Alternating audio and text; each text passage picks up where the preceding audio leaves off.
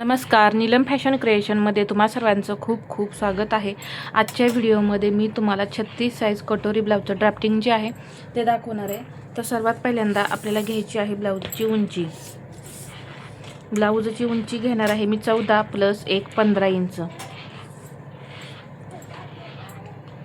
पहा 15 इंचावरती या पद्धतीने मी पॉइंट दिला, एक लाईन ओढून घेते या पद्धतीने। आता शोल्डर घेऊया। शोल्डर इथे मी 5.25 इंच घेणार आहे। शोल्डर जे आहे ते कमी जास्त कसं करायचं याचा फॉर्म्युला आपल्या चॅनलवरती आहे पहा, आणि प्रत्येक व्हिडिओमध्ये मी सांगत असते कशा पद्धतीने तुम्ही शोल्डर कमी करायचं आहे, त्या पद्धतीने तुम्ही शोल्डर कमी करून घ्या। 5.25 इंच मुंडा घेतलाय मी आणि इथून एक अशी लाईन ओढली। आता इथे छातीचा चौथा भाग 9 इंच, याच्या पुढे 1.5 इंच मार्जिन। इथे कमरेचा चौथा भाग + 1 इंच, 1.5 इंच मार्जिन, कंबर 30 आहे।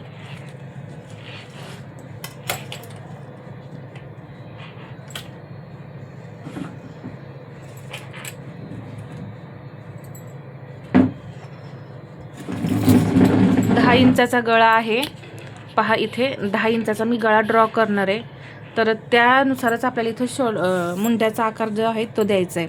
36 साईजमध्ये इथून घेणार आहे मी 1.25 इंच, इथे अर्धा इंच, इथे 1.25 इंच घ्यायचं आहे पहा। इथून असं 1.25 इंच जी मुंड्याची लाईन आहे, 5.25 इंच आपण जो मुंडा घेतलाय पहा, या मुंड्याचा असं सेंटर करून घ्यायचा, सरळ येऊन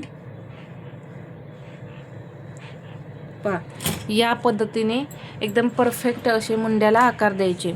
आता हा झाला आपला बॅक पार्ट तयार। फ्रंट पार्ट तयार करण्यासाठी 1.25 इंच मी इथं आतमध्ये घेते, एक तिरकी लाईन ओढून घेतली, इथून घेतलं मी 1.25 इंच,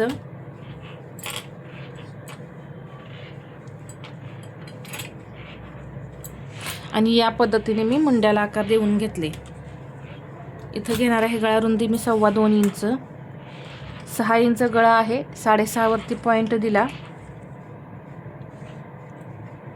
खालच्या साईडून आपल्याला घ्यायचं आहे 2.5 इंच,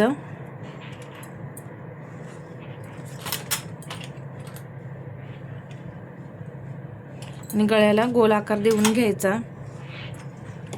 इथे 1.5 इंच शोल्डर डाऊन करायचं, जास्त डाऊन नाही करायचं पहा, अगदी थोडंच असं डाऊन करायचं आहे। क्रॉस पट्टी घेतली मी इथून 2.5 इंच, इथूनही मी घेतलं 2.5 इंच। एक लाईन ओढून घेते, इथं घेते 1.25 इंच क्रॉस पट्टीला आकार देण्यासाठी, आणि या पद्धतीने मी क्रॉस पट्टीला आकार दिला। इथे घेणार आहे कटोरी 5.5, अजून एकदा असंच 5.5 इंचावरती पॉइंट देऊन घेतला, एक सरळ लाईन ओढून घेतली, इथे घ्यायचं 1 इंच आणि एक तिरकी लाईन ओढून घ्यायची, आणि फक्त गळ्याला कटोरीला इथे असा आकार देऊन घ्यायचा। खूप सुंदर अशी आपली कटोरी तयार होते। तर पहा इथे सर्व आकार जे आहेत ते एकदम परफेक्ट असे मी सांगितलेले आहेत। आता ही जी क्रॉस पट्टी आहे ती तुम्ही ब्लाऊज पीसवरती अर्धा इंचाने वाढवा। आता आपण मूळ कटोरीपासून वाढीव कटोरी कशी तयार करायची हे पाहूया। इथे पहा ही आपली मूळ कटोरी आहे, तर वाढवताना आपण इथे अर्धा इंच, इकडे 1.25 इंच, आणि 36 साईज आहे म्हणून आपण ही कटोरी 1.5 इंचाने वाढवणार आहे। तर दोन्ही साईडून आपण हे 1.5 इंचाने वाढवायचे आहे पहा, इकडे 1.5 इंच, इकडे 1.5 इंच। आणि हा जो आकार आहे तो तुम्हाला देता येत नसेल तर पहा, अगदी सुरुवातीला हळूहळू जेवढा इथे आकार आहे तेवढाच घ्यायचा समोर, आणि परत इथून पहा हळूहळू वाढवत हा आकार जो आहे तो या पद्धतीने इथे ह्या 1.5 इंचावरती आणायचा। डायरेक्ट पहा इथून असा आकार देऊ नका. हा आकार खूप असा बाहेरून आल्यासारखा होतो, त्यामुळे अशा पद्धतीने आकार नाही द्यायचे. जसे मी इथं आकार दिलेला आहे या पद्धतीनेच आकार द्यायचा, म्हणजे परफेक्ट शेप येतो. इथे हुकाय पट्टी जी आहे इथे मी ती जोडून घेतलेली आहे. आणि जो इथे पहा, आता आपण सेंटर करून घेणार आहे. हा जो वाढवलेला भाग आहे त्याचा या पद्धतीने सेंटर करून घ्यायचा. इथे 1.5 इंचाने वाढवलेला आहे, तर खालच्या साईडला सुद्धा मी 1.5 इंच घेणार आहे आणि इथून असं हे 1.5 इंच मी घेतलं. ठीक आहे. आता हे पार्ट आपण जोडून घेऊया.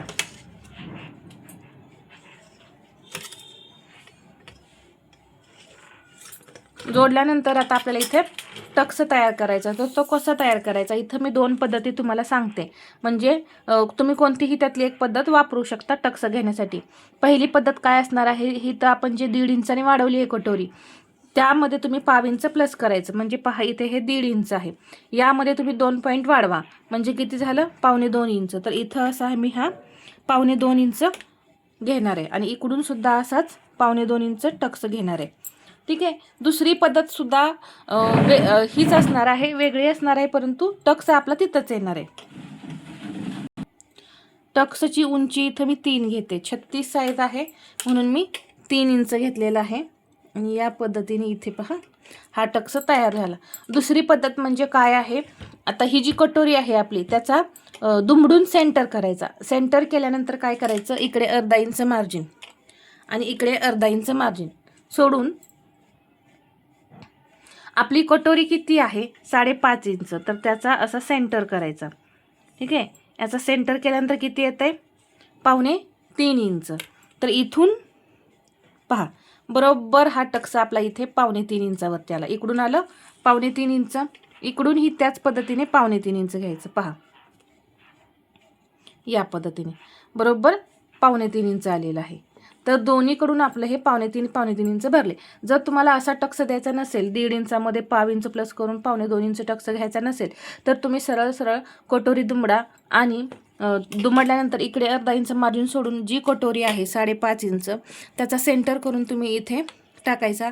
मग बाकी जी काही कपडा राहतोय तो टक्सची रुंदी म्हणून वापरायचा आहे. मग ते कपडा कितीही शिल्लक राहू, जास्त राहू, कमी राहू, तो तुम्ही टक्सची रुंदी म्हणून वापरायचं आहे. बाही कटिंग मी सांगितलेलं आहे कशा पद्धतीने करायचं आहे. मागील व्हिडिओ आहे पहा आपला बाही कटिंगचा, तो तुम्ही पाहू शकता. आणि एकदम परफेक्ट असं मी इथं तुम्हाला ड्राफ्टिंग सांगितलेलं आहे. गळ्यानुसार वेगवेगळं कटिंग कसं करायचं, शोल्डर मायनस कसं करायचं, मुंढा कसा आपला फिक्स ठेवायचा आहे, याचे बरेच व्हिडिओ मी आपल्या चॅनलवरती टाकलेले आहेत. तर ते सर्व व्हिडिओ पहा, म्हणजे तुम्हाला कुठे कसा बदल करायचा असतो हे समजेल.